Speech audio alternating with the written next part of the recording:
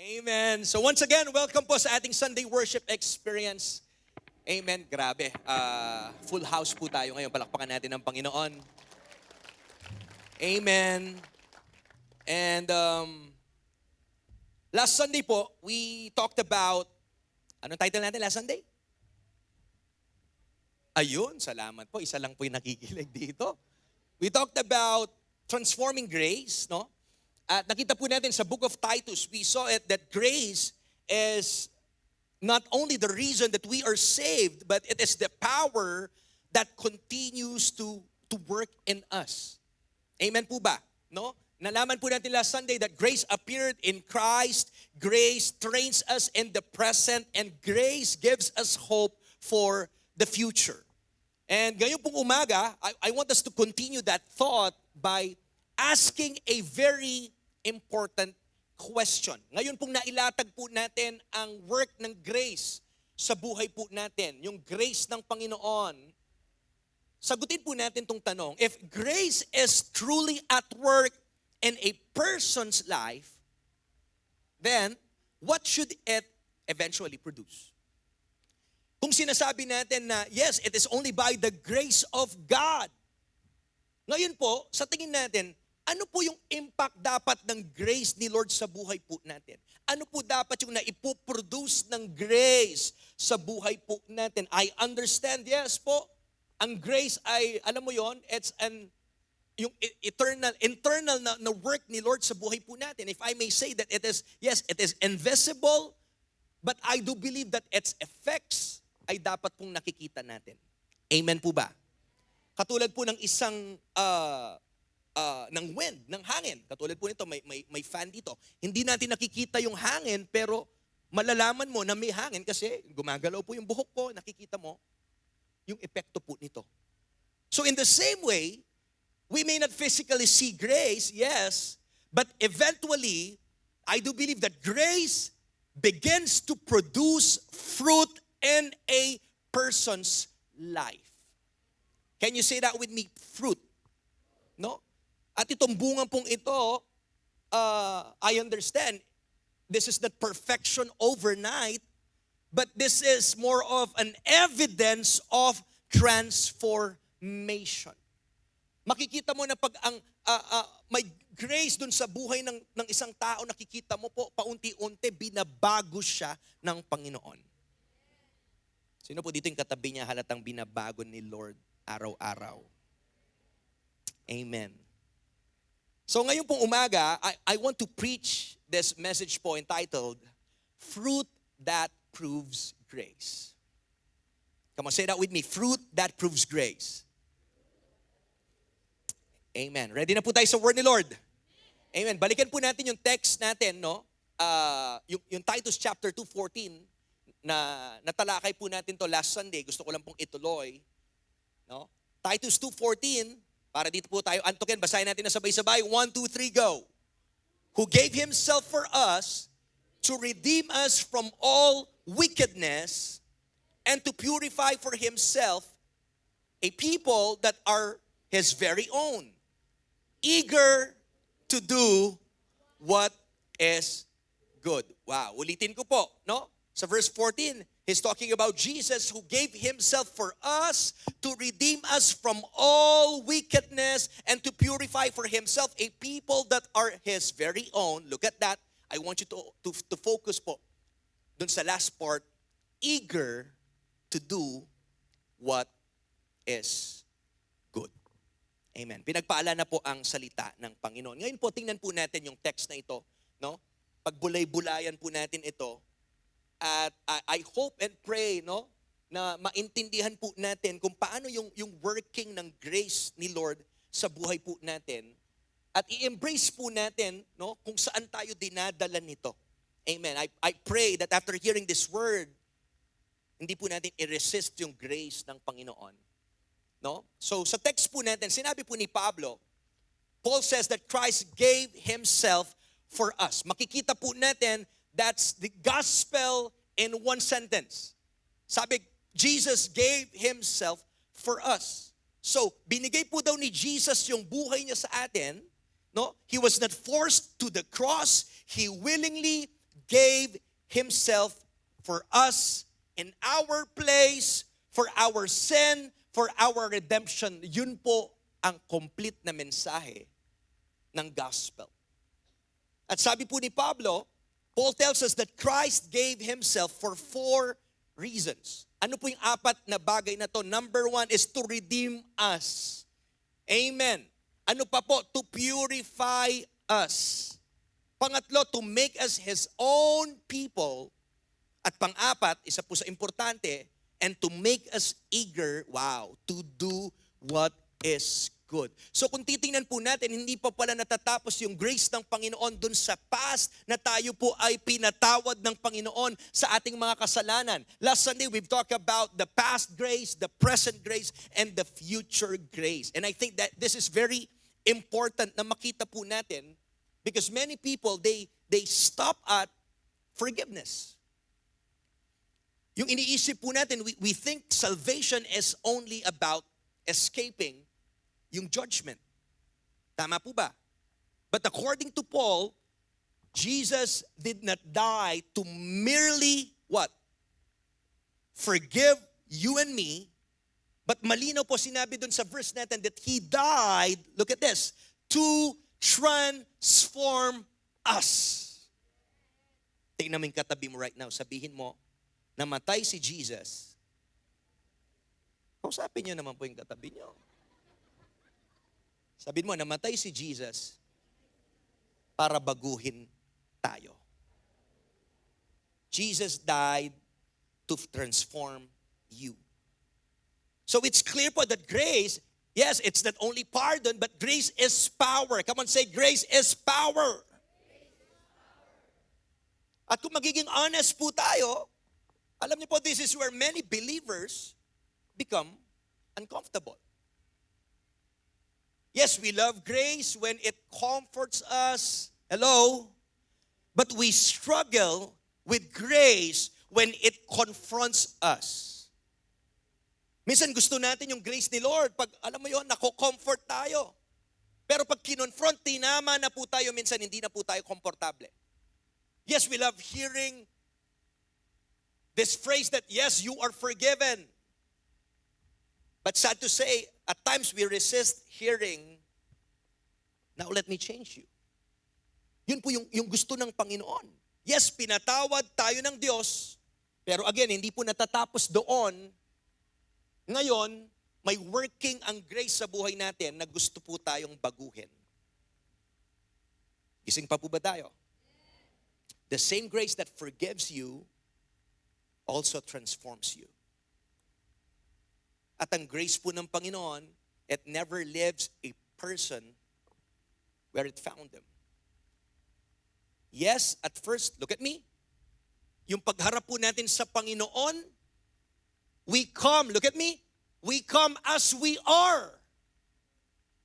Lumapit ka kung kahit anong version ng sarili mo. Madumi, pangit yung past. I don't know kung ano po ang kwento natin, gaano man po kasalimuot, kadilim, I don't care. There is an invitation for us all to come to Him as we are. When I say as we are, you don't need to feel pressured. Uy, kailangan muna mag-ayos ako, kailangan linisin ko muna yung sarili ko. No, as you are. But then as you come to God,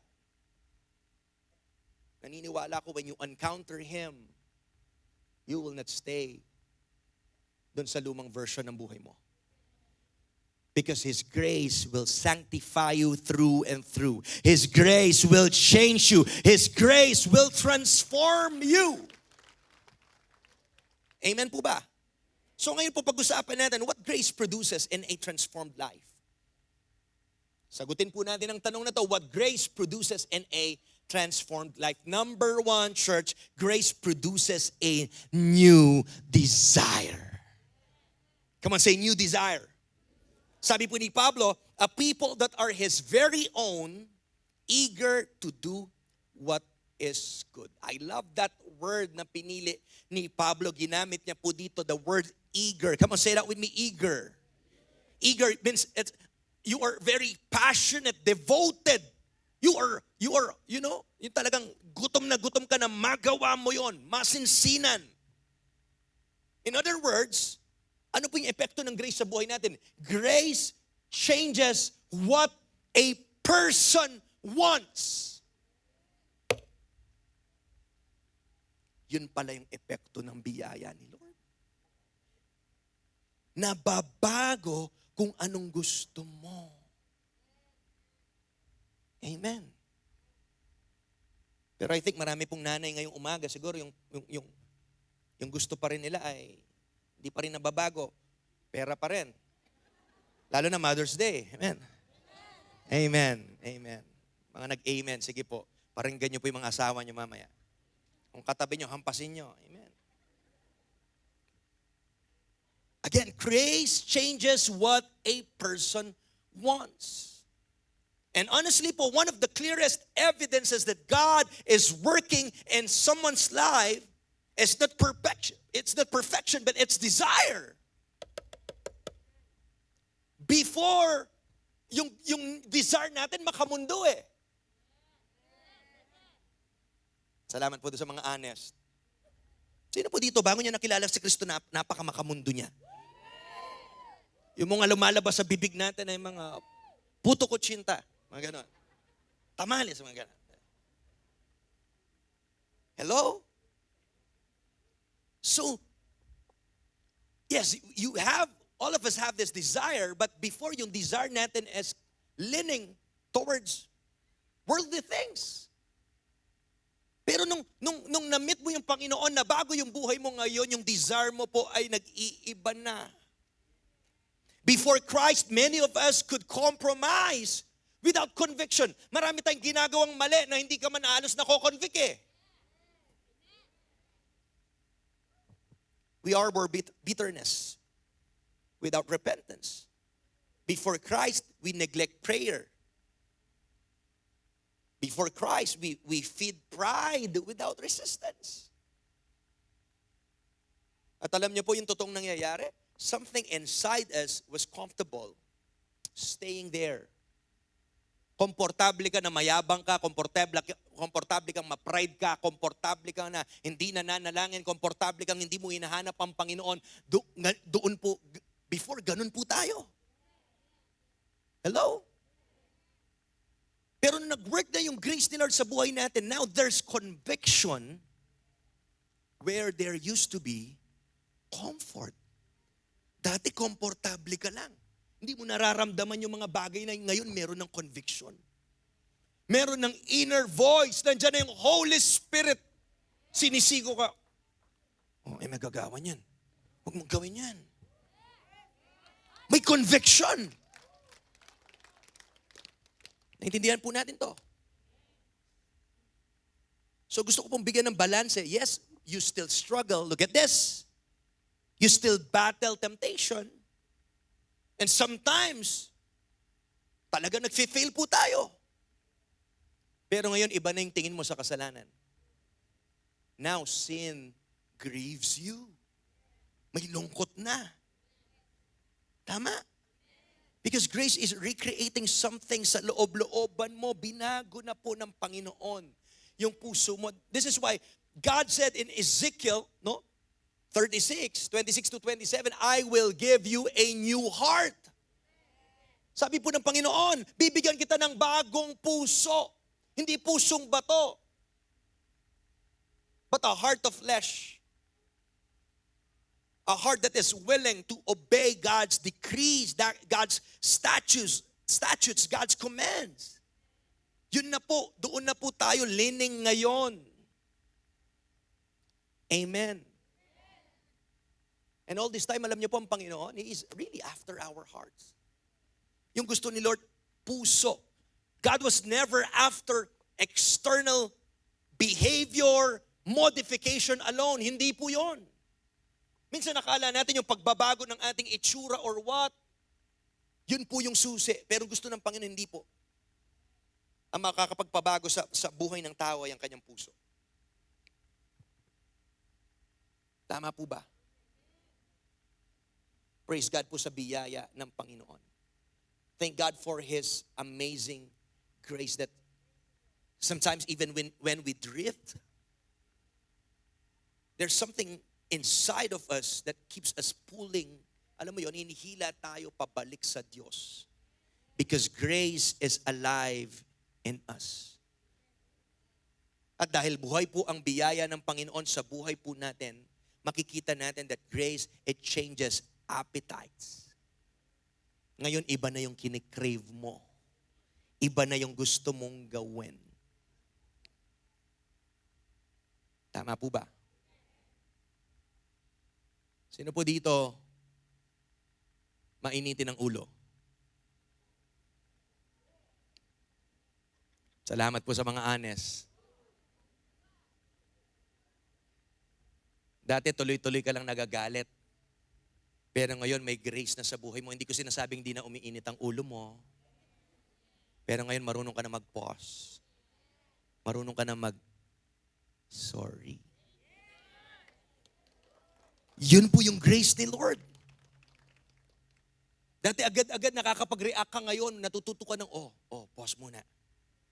Hello?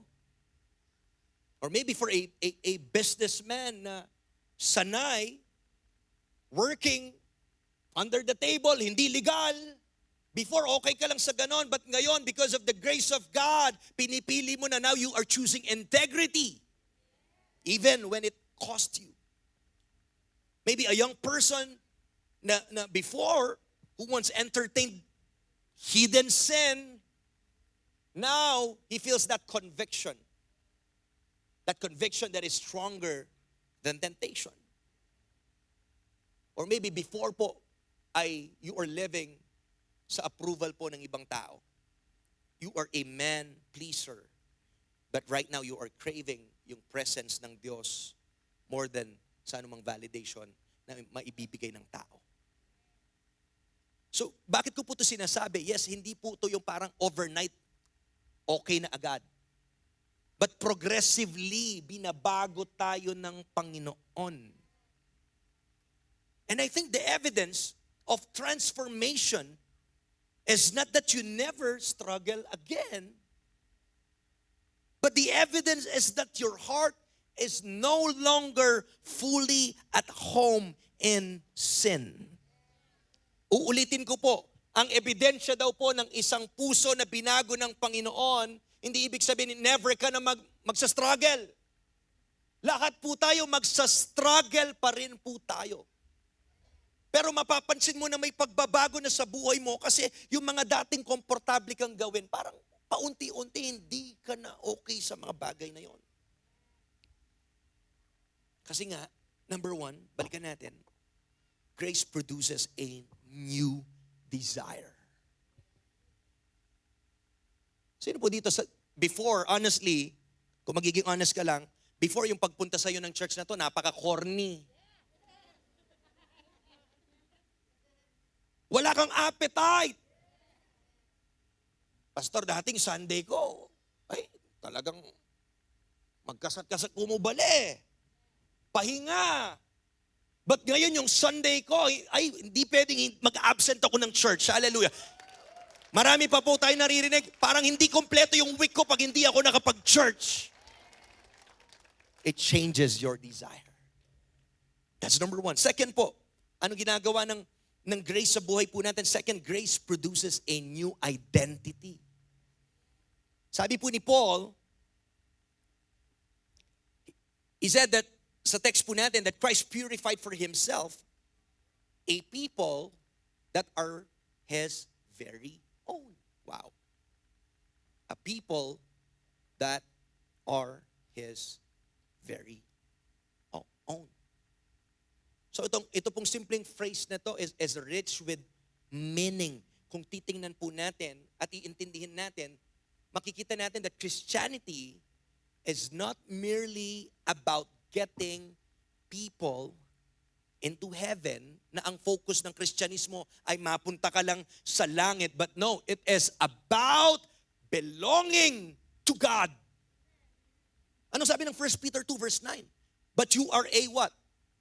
A chosen people, a holy nation, a people belonging to God. Wow. Before, nasa mundo po tayo.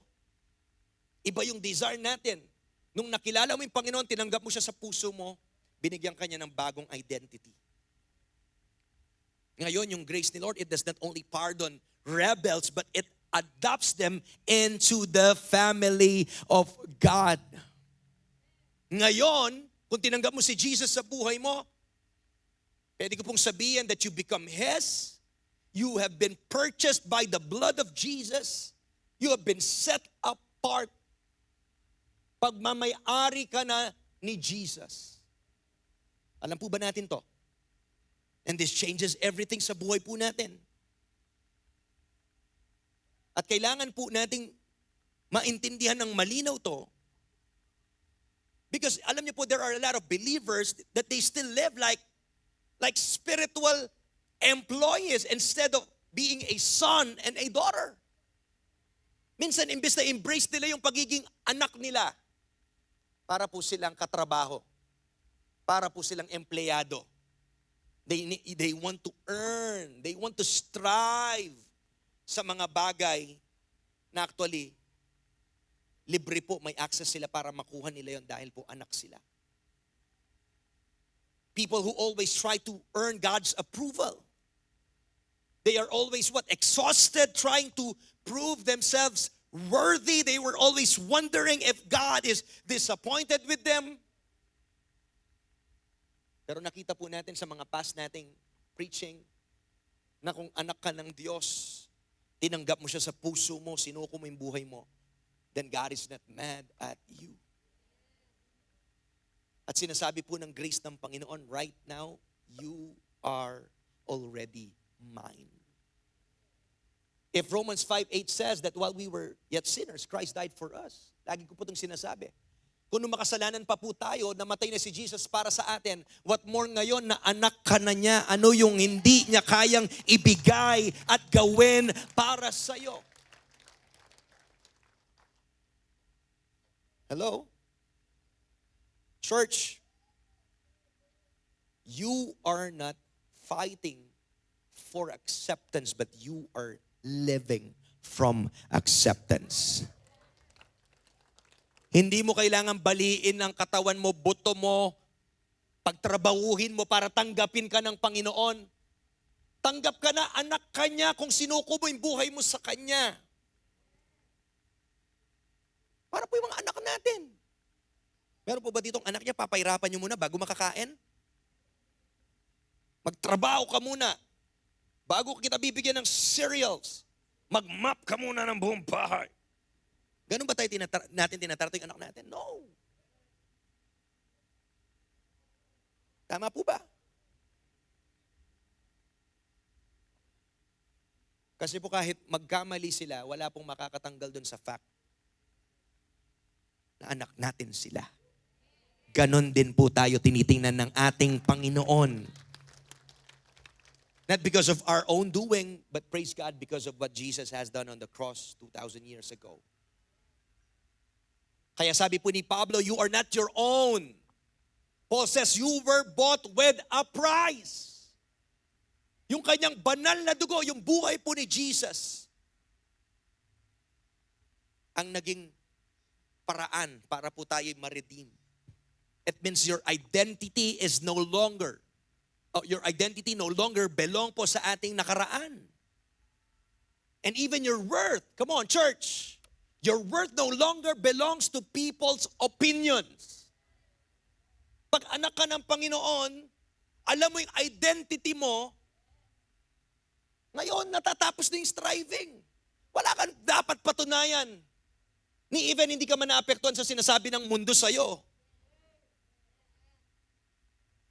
Pag sa Diyos, inaprubahan ka niya, walang pwedeng mag-reject sa'yo kahit ano pang sabihin ng mundo. Palakpakan mo yung Panginoon. Come on. Thank you, Jesus. Naintindihan po natin. So, lakaran po natin yon that we are sons and daughters of the living God. And when we truly understand this, yung identity po natin, ngayon, yung obedience natin, it becomes a response of love. You obey because you love God. Hindi na siya galing sa you obey because nape-pressure kang gawin. Kasi sabi nila, hindi po. Sumusunod ka kasi mahal mo siya. At yung mga bagay po na nalulungkot siya, ayaw din po nating gawin. Yung bagay na masasaktan siya, ayaw mo nang gawin ngayon sa biyaya po ng Panginoon. Tama po ba? So again, yun yung bago mong identity. Anak ka ng Diyos. You belong. You are accepted. Pangatlo po, ano po nagagawa ng grace sa buhay po natin? Grace produces a new direction. Hello. Come on, say new direction. Sabi po ni Pablo, no, that Christ redeemed us from all wickedness. Wow. From all wickedness. Hindi lang po tayo pinatawad, no? Grace does not merely forgive the penalty of sin, but grace begins breaking the power of sin sa buhay po natin. Uulit-ulitin ko po, it does not mean that for us believers we become perfect overnight, but it means that the direction of our life changes. Nagbabago po yung direksyon natin. Before Christ, again, we naturally walk what? Toward darkness. Tuloy-tuloy lang natin ginagawa yung mga bagay na ginagawa natin. But now, ano na? Meron ng resistance.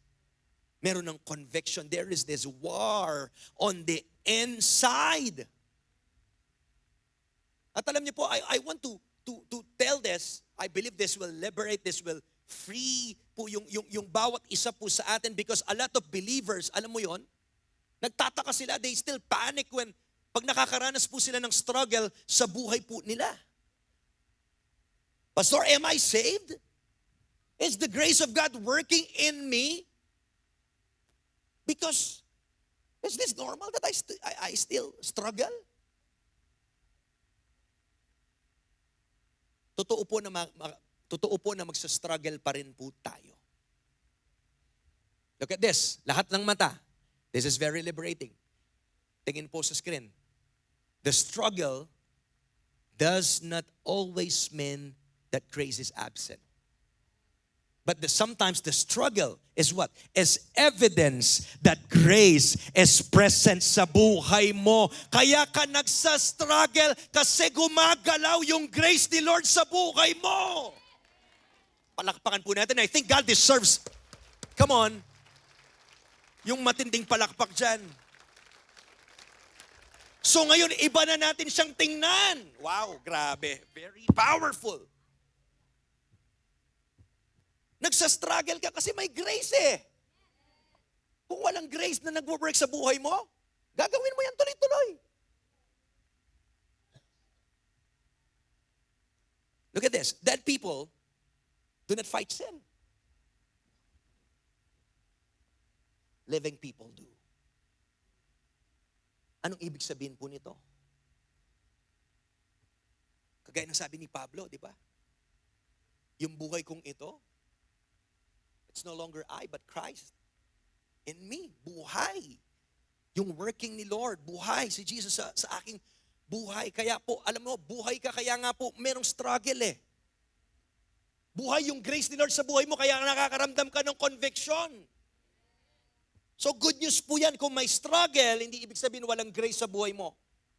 Ibig sabihin, evidence po yan na buhay ang grace, nagwo-work ang grace ni Lord sa buhay mo. Even nga po si Pablo, even Paul, he understood that tension. No? He understands that tension. That nasabi niya, the things I want to do, I do not do. Tama? Kaya ang sagot po natin dito ay sumandal tayo sa biyaya ng Panginoon. We need to depend more on the Holy Spirit because human effort alone cannot produce spiritual transformation. We've tried it many times. Gusto nating iwasan. Pero we still fall on that same sin. Yes, you are fighting, but you are fighting with maybe the wrong weapon. You are fighting the wrong way. You're fighting and you are depending sa sarili mong kalakasan, hindi po sa biyaya ng Panginoon. Hindi sa tulong ng Holy Spirit. Are we getting this? Yes, you can modify yung behavior temporarily through discipline. Pwede po yun sa sarili mong effort. But let me tell you, only the Spirit of God can change the inner person. Ulitin ko po, only the Spirit of God, only the Holy Spirit can change the inner man ng isang tao. Kaya po pala, sinasabi in the book of Galatians, yung patungkol po sa fruit of the Spirit. Look at this. Fruit, bunga. Are we getting this? Look at this. The fruit of the Spirit. It's not the fruit of self-effort. It's not the fruit of pretending or behavior modification or our own discipline. No. Let me tell you, church, that the Holy Spirit produces what human strength never could. Iba po pag gumalaw ang banal na Espiritu Santo sa buhay natin. Malayo po ang nagagawa ng banal na Espiritu Santo kaysa po sa sarili nating pagkayod.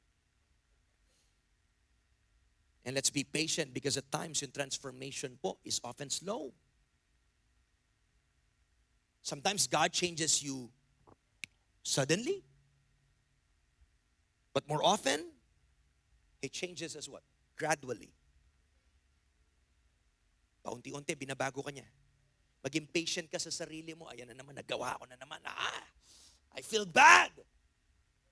Parang feeling mo, back to zero ka na naman. I'm here to encourage you. Maging patient ka. Kung paano nagiging patient ang Panginoon sa buhay mo. Again, He changes us gradually. Through what? Through daily obedience. Through daily surrender. Madadapa ka, tumayo ka, kumapit ka sa Panginoon, sumandal ka sa Holy Spirit, sige, surrender mo na naman. Mag-obey ka tuloy-tuloy. Sige po, kahit po may struggle, tuloy-tuloy lang. I-surrender mo lang, ipanalangin mo lang yan. Yan po ang sikreto. Dahil ang isa pong healthy na Kristiyano, a healthy Christian is not someone who has arrived, but it is someone who keeps on surrendering. Keeps on, ongoing, keeps on. It doesn't mean sinurrender mo na ngayon, tapos na. You will keep on surrendering it every day. A Christian should have a surrendered life. Ibig sabihin, araw-araw sinusuko mo. Araw-araw buhat-buhat mo yung krus mo. Nasabi ni Pablo, I die daily. Hindi once and for all lang po. No, marami po araw-araw meron tayong. Every day we say no to sin. Every day we need to choose Jesus. Palakpakan nga po natin ng Panginoon. So wag po tayong ma-discourage dun sa process. And God is not abandoning you. Because you are still growing. Praise God, ang Panginoon, napaka-patient niya sa atin. At alam niyo po, habang binabago tayo ni Lord, habang gradually, habang ang bagal ng progress natin, ang Panginoon, hindi niya tayo iniiwan. Sinasamahan tayo ng Panginoon. So grace is still working in you, my dear friends. And lastly, number 4, ano pong ginagawa ng grace? Grace produces visible fruit. Come on, say visible fruit. Eventually po, alam niyo po, what God is doing internally, it becomes visible externally.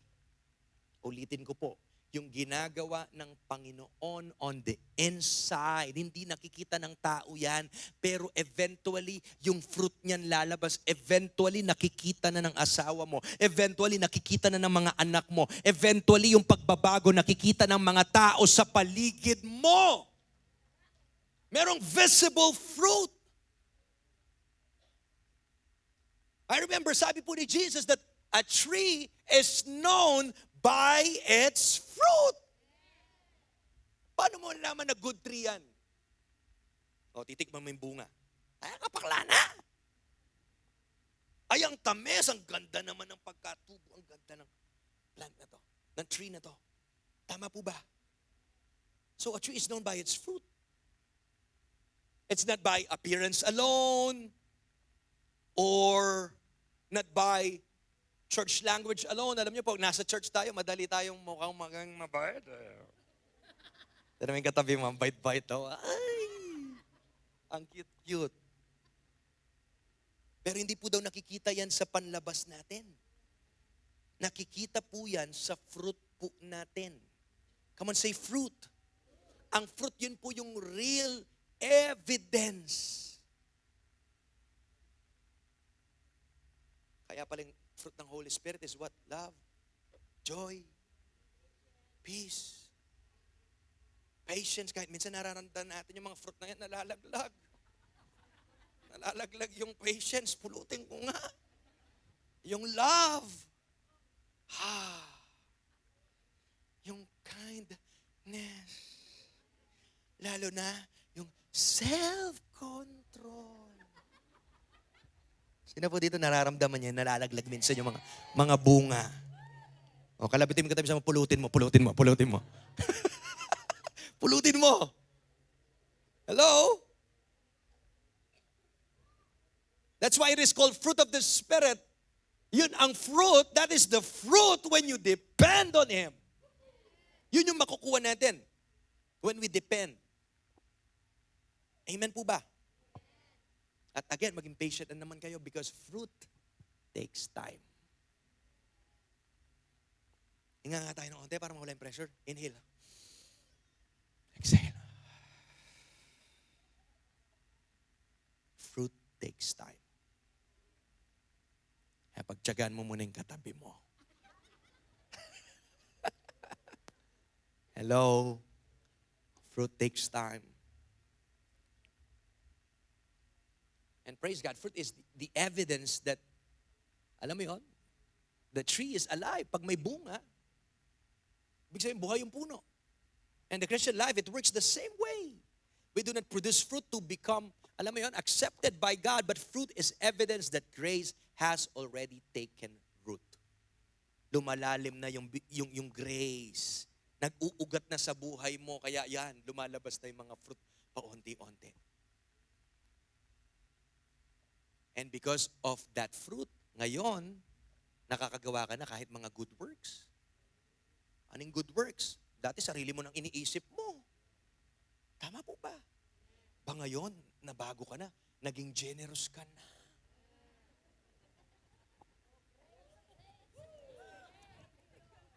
Dati buong sweldo mo sa iyo lang.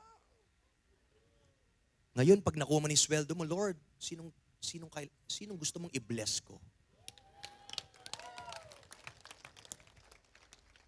Nagluto ka, pakibalak mo ng siping mong bali. You bless somebody in the church na ini-impress ni Lord na nangangailangan or what? Ayun na po, meron ng transformation na nangyari. Church, look at this. Good works are not the root of salvation, but they are, again, the fruit of salvation. Bunga ng ating pagkaligtas. Naligtas ka na kaya ka gumagawa ng mabuti. Tama po ba? At ang ganda po nito, pag tayo po ay may bunga, dahil ang mundo, the world is not looking for perfect Christians, but the world is looking for authentic Christians. Totoo. Authentic Christian na may authentic na transformation. Totoong binago ng Panginoon. At yung mundo po nakatingin sa atin. People want to know, is the gospel real? Does Jesus really change lives? Yan po yung tanong. Pakita po natin. Nakatingin na ang mundo sa atin, kaya ang nangyayari po ngayon, titingnan lang nila yung buhay mo, maiengganyo na sila kung sasama sila sa church sa'yo or what. Pero kung nakita niya ba, Totoo nga, balo kini. Kakatsura na ugali nini. Ang sama nito eh. Diyan dirit. Hindi ikaw napaturo lang ako. Di ba? Parang, tapos bigla nakita niya, 180 degree na bago yung buhay mo. Ibig sabihin, may nangyayari. Hello? So bago pa siya pumunta sa church, yung buhay mo tinitingnan niya. Ay, oo nga. Nakaka-encourage dahil nakita ko yung pagbabago sa buhay ng taong to. Church, you know, one of the loudest testimonies is not merely what we say, but it is who we are becoming. Marami tayong pwedeng i-testify na magagandang bagay at mabulaklak na bagay. But again, one of the loudest testimonies, it is who we are becoming. Sino tayo nagiging? And I pray nagiging tayong more humble, more forgiving, more compassionate, more patient, more surrendered, more like Christ. Wow. Tingnan mo yung katabi mo kung siya yan. Siya lahat yan. Grabe. Tapos mo yung kamay mo, yung katabi mo, siya lahat yan. Lahat. Grabe. Palakpakan niya po natin ng Panginoon. It is only by the grace of God. Ngayon, pag nabago ko na, then grace now becomes more visible. Sa akin po pagtatapos, I think about, if you remember, yung story po ni Zacchaeus, the moment where grace entered his life, nobody had to force, alam mo yon, transformation out of him. But when he met Jesus, he met the grace of God in his life. He stood up and he said, I will repay. Ano man po ang ninakaw ko. I will repay what I stole. Ibabalik ko ng 4 na beses. Walang nagsabi sa kanya, walang nagpuwersa sa kanya. Pero dahil naranasan niya yung grace ng Panginoon, because grace changes the heart. Look at this. Tingnan mo sa buhay ni Zacchaeus. Grace changes the heart now. The fruit follows. Sumusunod yung bunga po inon. And maybe today the Holy Spirit is, pointing to areas of your life that still resist surrender. Maybe there are attitudes po, private compromises, may mga hidden pride, may unforgiveness, maybe there are areas where the flesh still fights for control sa buhay po natin. But I'm here to tell you, church, do not resist the work of grace, because the grace of God is not against you. But grace is shaping you into the person God created you to become. At ang ganda po ng sinasabi sa Philippians chapter 1, that he who began a good work in you will carry it on to completion. Praise God po, whatever God started in us, He will make sure na tatapusin niya po ito. So church, don't lose heart in the process. Maging mapasensya ka po. Huwag kang ma-frustrate kung wala ka pa doon. Kung minsan nalalaglag yung mga fruit na yan, maging patient ka.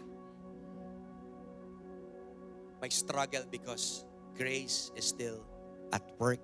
It is alive sa buhay po natin. Palakpakan po natin ang Panginoon. Tatayo po tayo right now.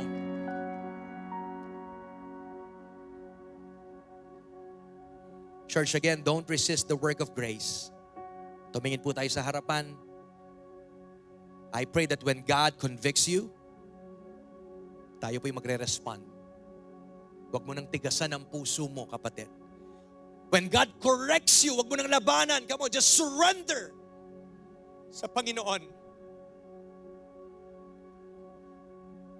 And when God calls you higher, come on, sundin mo ang Panginoon. You follow Him. Because the same Jesus, again, who saved you is the same Jesus who is transforming you. And praise God, He will finish what He started in you. Can we lift our hands right now?